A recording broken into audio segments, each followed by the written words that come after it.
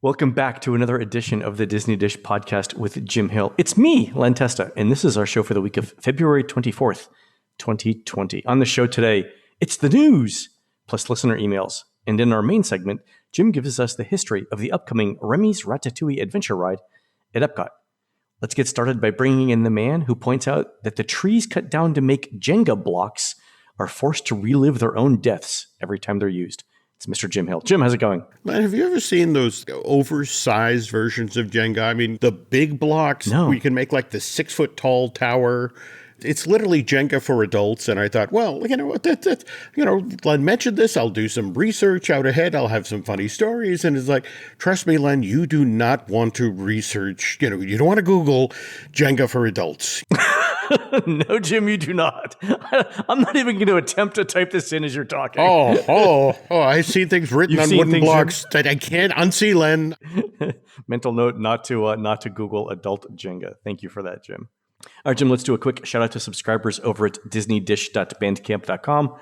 Thanks to new subscribers Dave R., Chris S., and Dan B., and longtime subscribers Chris L., Jay Broadley, and Laura H. Jim, these folks are the ones who stand in for the shaman in the last scene of Navi River Journey when the shaman animatronic figure stops working. Now, I know you think it's a projection screen because their movements are so graceful, so smooth, and so refined. But it's really, Jim, just years of classical dance training and some tranquilizer darts borrowed from the Kilimanjaro safaris. And now I have to go back on that ride and check this out. That's not fair. Speaking of rides, Jim, I've got some ride news. Let's do the news. Jim, right before we started recording, you and I were talking about the difficulties that Rise of the Resistance has been having the last couple of weeks. Yes? Yes. And let's tiptoe our way through the minefield, Len. How are we going to talk about this?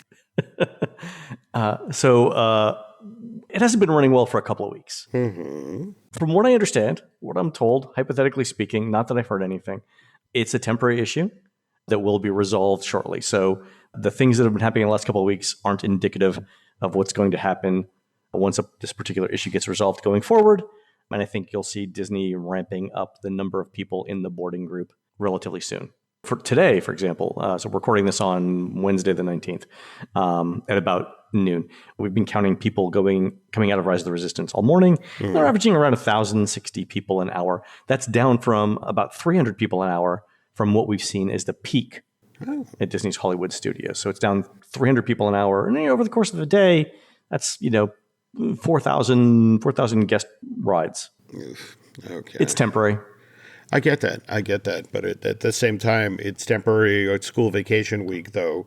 Right. It's not temporary for the people who only have a few days to be in Walt Disney World, right? So it breaks my heart. I mean, normally Disney will get, to 100 boarding groups or so.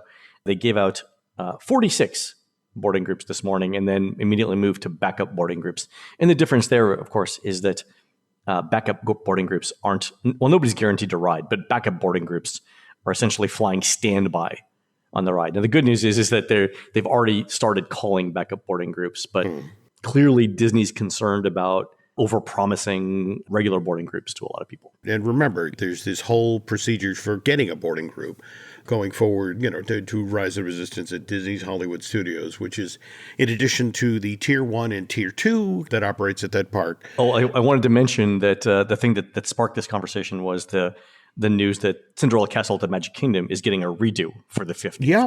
And that's what sparked this next conversation. That's worth talking about in and of itself because it speaks volumes about how important these projection shows are at the park now. How the fact that for the 25th anniversary, we had the castle cake, which Disney continues to live down. So we're not getting another version of the castle cake for the 50th? No, but what we are... Castle tiramisu. I believe actually that what they were considering was castle avocado toast. It's very millennial, Jim. There we go. Because the castle is this projection service, they had to be very careful about what they decided to do. And so it's literally gold highlights, which, of course, 50th anniversary, gold being the color for 50. It's like, okay, that makes sense. But it's a kind of a 1-2 punch there because that means also that no bride is going to complain about how their view of their wedding photos was screwed up because of the 50th anniversary decorations. Right. They learned the lesson there. It's a good point about them not being able to add many things to the castle because of the projection show. Because all of the images on the castle projection show are digitally mapped to the three-dimensional surfaces on the castle. And if they added lots of things to the castle, they'd have to redo the Yep, totally, yeah, okay, totally. But there have been some very interesting meetings at Walt Disney World in the past week or so that everybody who's ever been to Walt Disney World is going to try to come back for 2021 to enjoy all of the stuff we're doing the 50th. But that also means we're going to have people who haven't been back here in 20 years. And we're also going to have guests who've never been here, which means these are people who have had absolutely no experience with FastPass, FastPass Plus, Magic Bands, let alone the idea of Tier 1, Tier 2, and the boarding groups. And how would you like to be behind this family, whether it's trying to get into the park behind them or... You mentioned that, and I was going into Epcot Monday. Yep. And listeners, you've all done this, right? You walk up to the park tap styles. There's a line of people waiting to tap their magic bands at the tap style. And I'm going to say out loud the thing that every listener is thinking. You get in line based on who in front of you looks the most competent when it comes to tapping. Like, these people don't look like idiots. I'll get in line behind them, right? Everyone does it, Jim, right?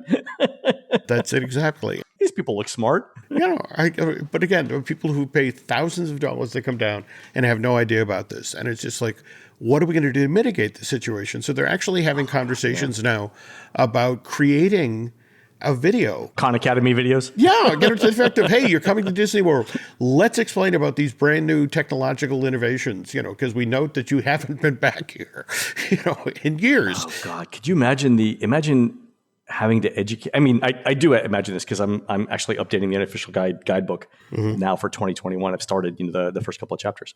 And when we did the big reorg of the book last year, we had to rethink all of the questions that first timers have. And we talked about this on the show before, but things like, what is a magic band? What's in it? How does it work? Right. And what can it do? What can't it do?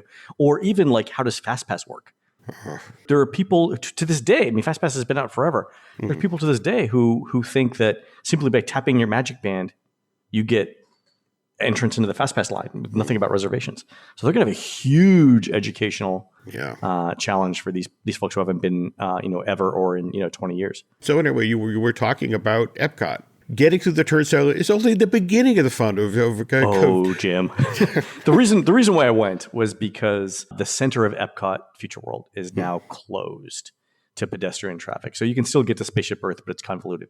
And what they've got, Jim, in place is a series of very tall green walls with Epcot logos on them. So they're not, they're not plain, but they route you around different areas. So because the center of the park is now closed, you can enter on the right side, which is Future World West, the side of Living Seas, or Future World East, which is, Test Track.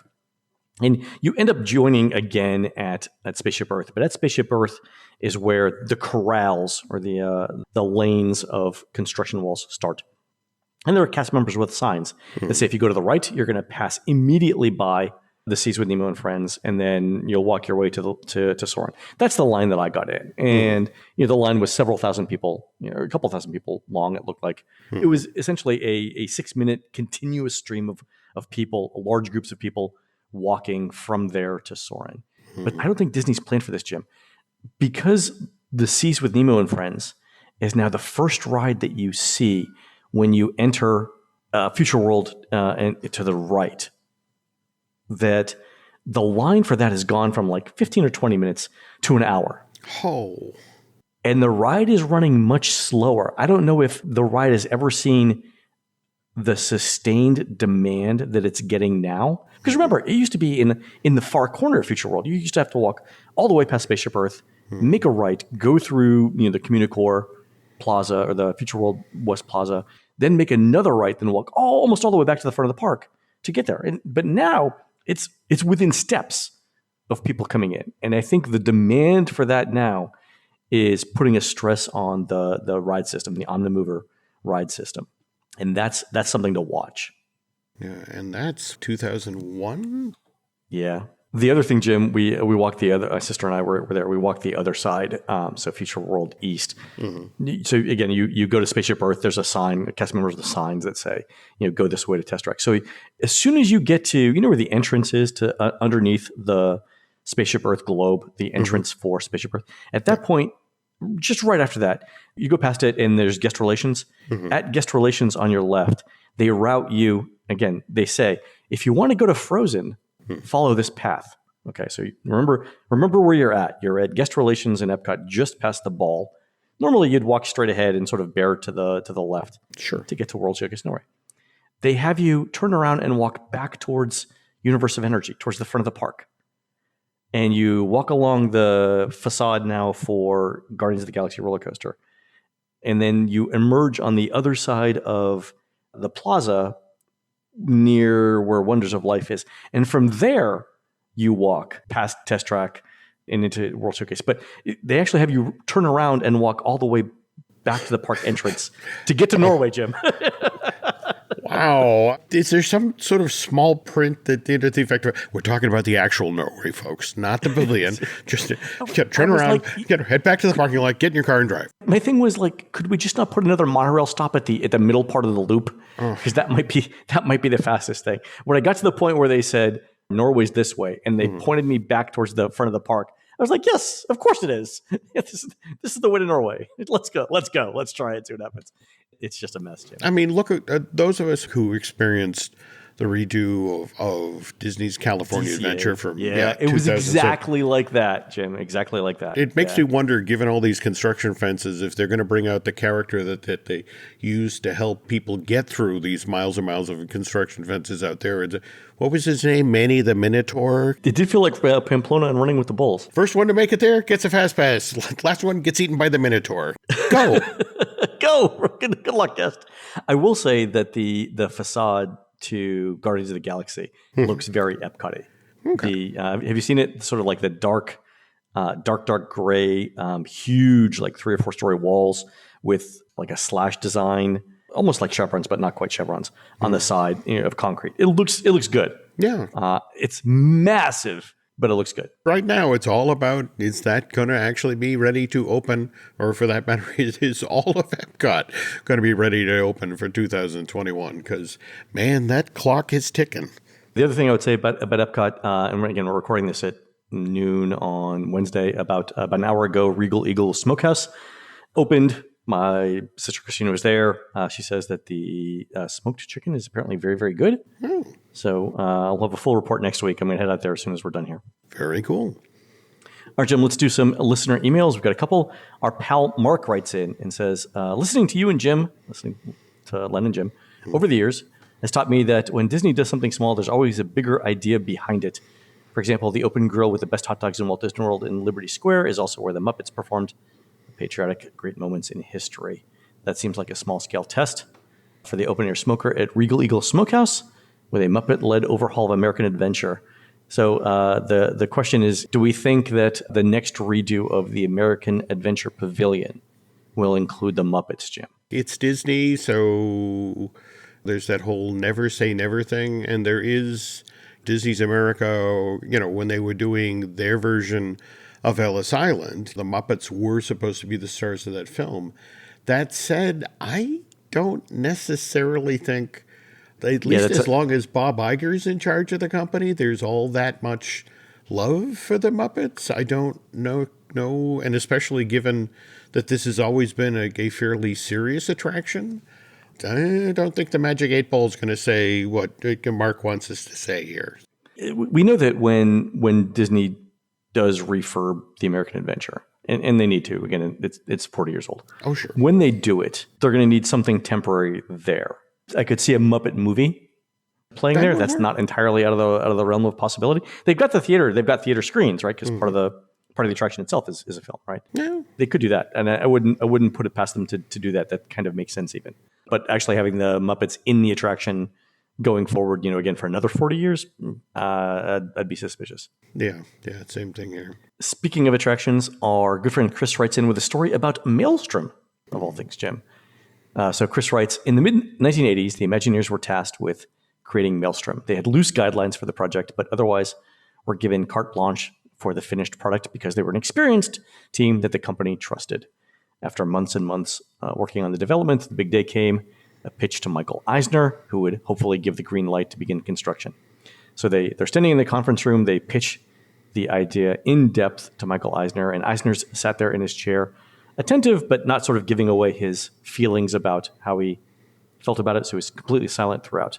When the presentation was over, he spoke up and said that he hated it. He said, this needs to go, that needs to go, we need to add this, we need to improve that, make this thing better, and so on. Essentially, Chris writes, Eisner explained to the Imagineers his own vision for the attraction while overhauling the entire ride idea that they had just spent months developing. So the design team, of course, was not happy about that, but they had their list of changes from the CEO, and they went back to work. So a few more weeks passed.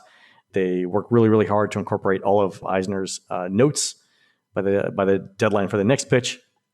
So the next pitch session comes. They were able to redo the entire attraction while incorporating every idea that Eisner had originally. They go through the entire pitch again of the new version. Eisner this time is, of course, more receptive. He's nodding. He's looking at them inquisitively. They finish, and then there's this long pause. And Eisner is clearly thinking about what question he wants to ask first. And he finally asks, I like it. How much is it going to cost? So they give him the updated number, which was, of course, larger than the original estimate because Eisner himself asked for a bunch of additions. And there was this other pause. And then Eisner said, what was your original plan again? Let's go with that. So the story is that one of the lead Imagineers said at that point, every Imagineer in the room wanted to grab Eisner by the collar and throw him out the window.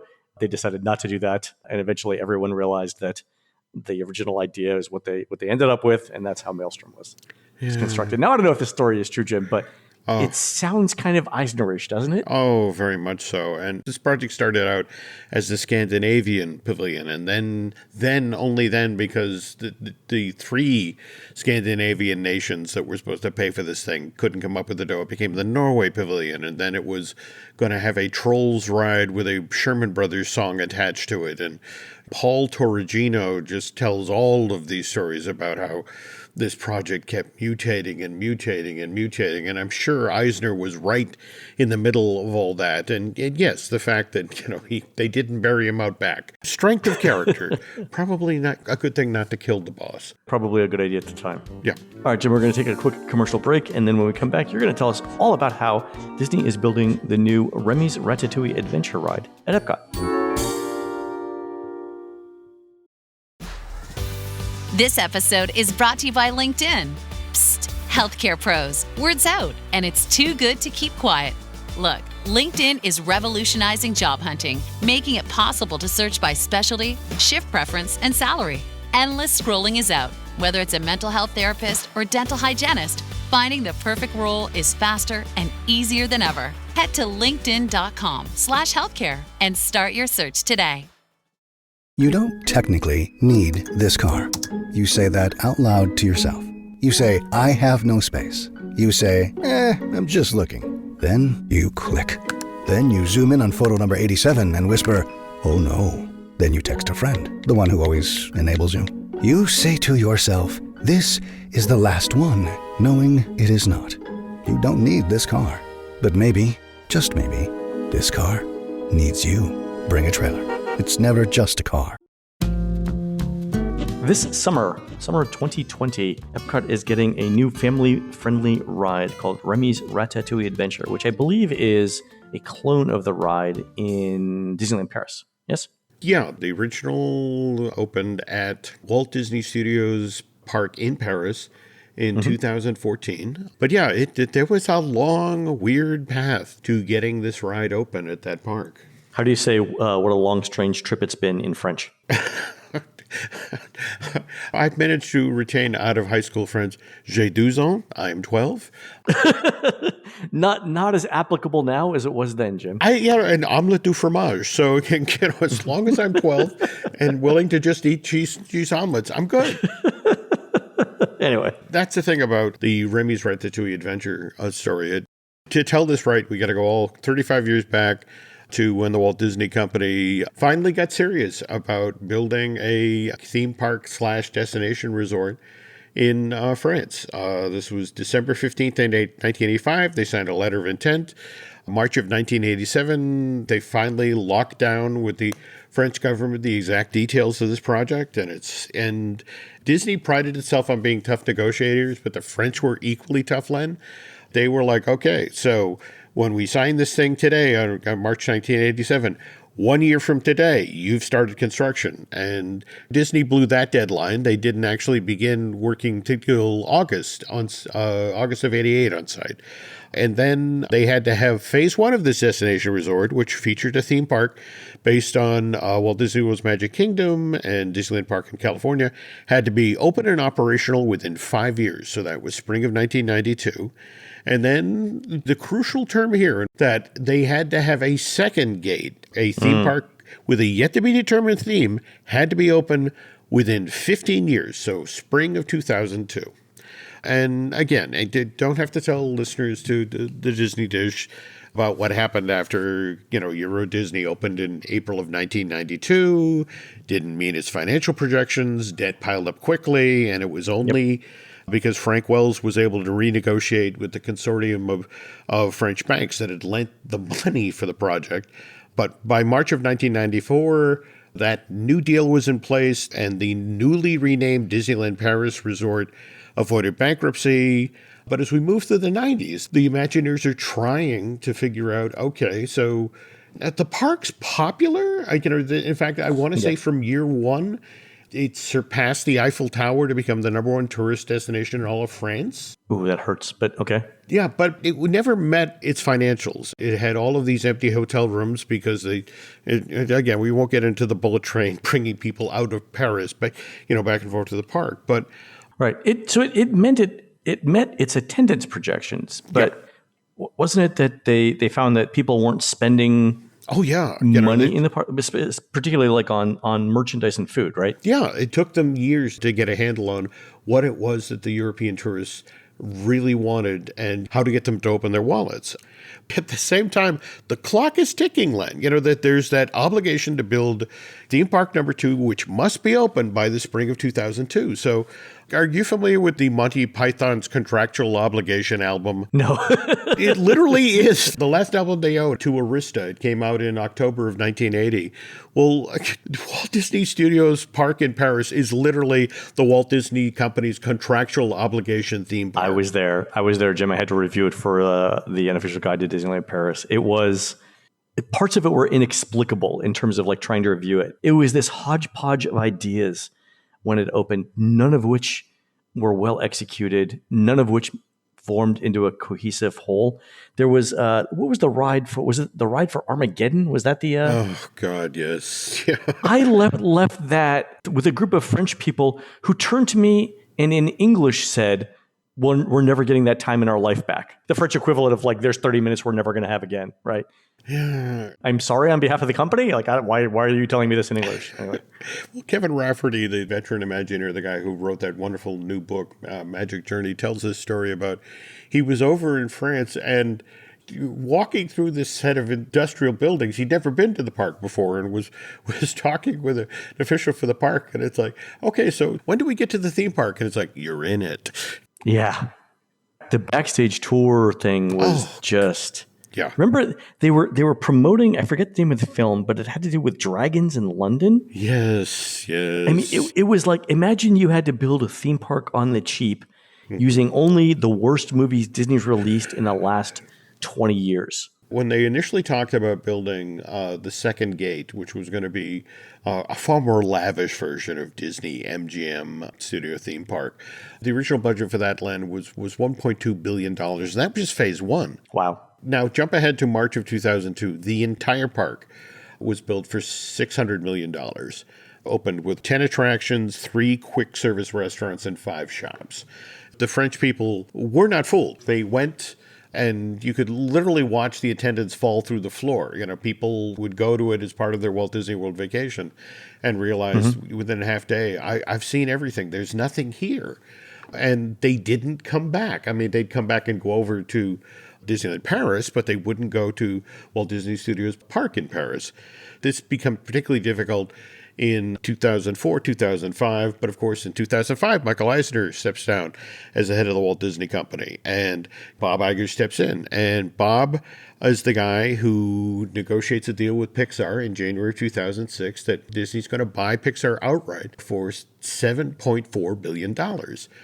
Next to the $71 billion that Disney just spent for Fox. And how quaint. You picked up an entire studio for pocket change. But Iger turned to the company at that point and said, look, we need to recover this $7.4 billion. So, he turned to Parks and Resorts, Consumer Products, Studios, Home Entertainment, and Imagineering, and just said, look, we are leveraging Pixar intellectual property whenever and wherever possible. So even on the last show, we may have talked about how, for example, originally Midway Mania was Mickey's Midway Mania. And it's like, nope, yep. Mickey's out and Toy Story's in. The weird thing is, of course, given that attendance is cratering at Walt Disney Studios Park in Paris, they were prepping what was called the Toon Studios project. And same thing. Iger's like, look, I don't know what you're planning on doing, but Pixar characters go in there. So when this opens in the summer of 2007, it's got Crush's Coaster, which is a good attraction. Yeah, super long waits. If you were completely blind about Crush's Coaster and the Cars Race Rally, these are off-the-shelf rides bought from third-party contractors, which were then reskinned with the Pixar characters. It's not necessarily something Disney did. But again, you're right. Super popular, long lines. Disney doubled down on this, especially since the Toon Studios project began to turn on attendance at the second gate for Disney's Paris resort. So yep. August of 2010, we get Toy Story Playland, where we get the RC Racer, the Slinky Dog Zigzag Spin, and the Toy Story Parachute Drop. But again, these are all attractions or ride systems that were bought from third-party folks that, again, were reskinned. But same thing, they open it. Attendance definitely sees a surge at Walt Disney's Studio Park in Paris. And the thinking is, well, wait a minute, what if instead of if we keep doing these small things, what if we do a big roll of the dice? What if we do a giant attraction for this park, but with a Pixar theme, and make it with tech that people can't experience anywhere else in Europe? June of 2007, Pixar releases Ratatouille. And what's fascinating is that as early as June of the following year, 2008, it's at the press event for the opening of Toy Story Midway Mania. There's a reporter for CNBC, her name is Julia Borstein, and she got to interview all of these managers at WDI about, what was in the works. And this is a quote from a piece she posted on the Media Money blog, that there's no question that Pixar is an increasingly important driver at the Disney parks. The last big attraction Disneyland launched was its Finding Nemo submarine ride last year. It's working on a big Cars attraction for California Adventure and a Ratatouille ride for Euro Disney outside of Paris. So as early as July of 2008, this thing was in the works. Okay, so hold on here. So they were talking about Ratatouille in 2008. The film came out in 2007. So they immediately knew, okay, this is going into France. They knew it was a good fit, but because of the deal that Frank Wells restructured, the restructuring and that was locked down in March of 1994. This meant going forward, because of the terms that Frank had set up, that anything of size that was going to be proposed for the parks, the consortium of French bankers not only had to be able to review these plans, but they had to then make their shareholders aware of what was being considered, because obviously building something of size meant it was going to take that much more time to recover the money that they initially spent on the Euro Disney resort. And there was a certain amount of hesitation at Imagineering. Brad Bird obviously created a very affectionate version of France. Anybody who's seen the Ratatouille movie knows it's a Valentine, but at the same time, it's like, do the French get that this is an affectionate? Because, Oh, good question. Yeah. But yeah, they were genuinely concerned that are the French going to allow us to build this, affectionate little version of Paris? And it turns out they were as big a fans of Ratatouille as you are, Len. On the other hand, the technology that was used to power this thing, the trackless ride system, the one that folks will be experiencing this summer at Epcot. This was initially introduced with Pooh's Honey Hunt at Tokyo Disneyland back in September 2000. And then it debuted in an outdoor version of this ride system. Became available on an attraction known as Aquatopia, which was located in the Port Disney section of Tokyo Disney Seas. That went live almost a year later, September 2001, and then nothing, Len. Disney had this amazing ride technology that stayed in Japan for 12 years. Wow. The very next time it was used was Mystic Manor. That didn't open at Hong Kong Disneyland until May of 2013.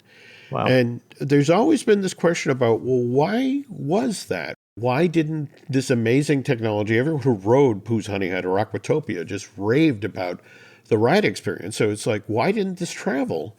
And I've heard two things, Len. One is that supposedly to fully take advantage of the trackless ride vehicle, you just needed an enormous show building, which is hugely expensive to build. In fact, I want to say the Pooh's Honey Hunt, just the building was $130 million. And that's in 1999, $2,000. But the other thing I've heard is that the Oriental Land Company, when Disney came at them and explained this is going to be expensive to build and tough to develop, they insisted on an exclusive. Really? Yeah, that may have been as long as a decade before they would then allow it to be used in other Disney parks. But so when you factor in the exclusive use on the technology and having to deal with this consortium of French bankers, and them in turn having to, educate their shareholders about what they were being, the financial risks they were asked to take with this new attraction. That's why it took from June of 2008 till July of 2014 to finally get the very first version of Ratatouille up and running. In fact, along the way, because this is how Imagineering works, the first name of this attraction was so much more fun. It was Ratatouille's Kitchen Calamity. Yes. And I love that name. It's got a lot of alliteration in it. I kind of like it. And remember, we did on the show, we shared with listeners the survey names that Disney was kicking around. Yeah. And I think Calamity was in there too, yeah. The guys who work on animated features talk about this, that you'll come up with a wonderful gag. When it's initially pitched in the storyboards, everyone thinks it's tremendous. But the problem is that you are literally now 3 years away from this movie being released to theaters. And the problem is that each time the work in progress gets shown, that gag, gets shown. And first it gets a big laugh. And by the 10th work in progress screening or the 15th work in progress screening, it's getting no laugh because everybody knows it's there. And people then begin to think, we need a stronger gag there. And it's like, no, it's a perfectly fine gag. You're just tired. Exactly. Kitchen Calamity, this wonderful name, but it's just sort of, can we come up with a better name? And so they went from Ratatouille's Kitchen Calamity to Ratatouille's Totally Zany Adventure, which is, to my way of thinking, a little on the nose, to then the generic Remy's Ratatouille Adventure. And now, as I understand it, the French version is just called Ratatouille L'Aventure. That is sort of the Disney way, right? To put colons on things. And yeah. All right. Yeah. So they finally signed off on construction in 2011.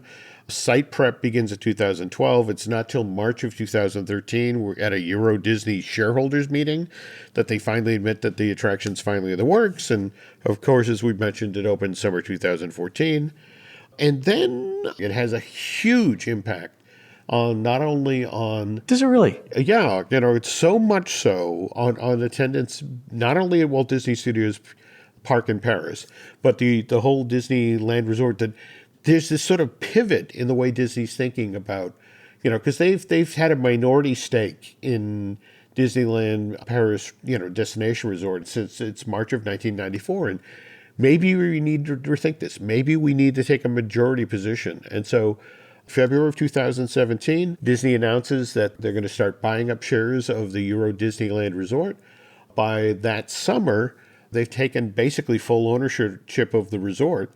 And that's the very same time that they reveal that Remy's Ratatouille Adventure is headed to Epcot. Jim, real quick, I found the survey results. Oh, with the original set of names that Disney was going with. Can I go through them real quick? sure. So there are about a dozen. One was Chef Remy's Kitchen Chase. So all of these have the word Ratatouille in front of them. So Ratatouille, Chef Remy's Kitchen Chase. Ratatouille, Remy's Culinary Adventure. Ratatouille, Remy's Dinner Dash. Ratatouille, Remy's Culinary Chase. Ratatouille, Remy's Mealtime Madness. Ratatouille, Chef Remy's Dinner Dash. Ratatouille, Chef Remy's Mealtime Madness. So I guess putting chef in front of Remy. Ratatouille's chef. Oh my God, I can't even say this. Ratatouille, chef's. God. Ratatouille. This is why they didn't pick this one, Jim. Yeah. Ratatouille, Chef Remy's Crazy Kitchen Adventure. You know, if I'm ever pulled over for DUI and the cop asks me to say Ratatouille, Chef Remy's Crazy Kitchen Adventure to prove I'm sober, I might as well just go to jail, Jim. There you go. Ratatouille, Chef Remy's Culinary Chase. Ratatouille, Remy's Crazy Kitchen Adventure. Ratatouille, Chef Remy's Culinary Adventure. And then finally, Ratatouille, Remy's Kitchen Chase. So that was a show that we did in August of 2018. And then about 4 months later, actually 3 months later in November, they announced the name. Yeah, and there's a lot riding on this attraction opening at Epcot this summer. And nobody is feeling it quite as keenly as the folks who are operating the Beauty and the Beast sing-along show, which I don't know if you just saw. They've temporarily crept in the hours on that.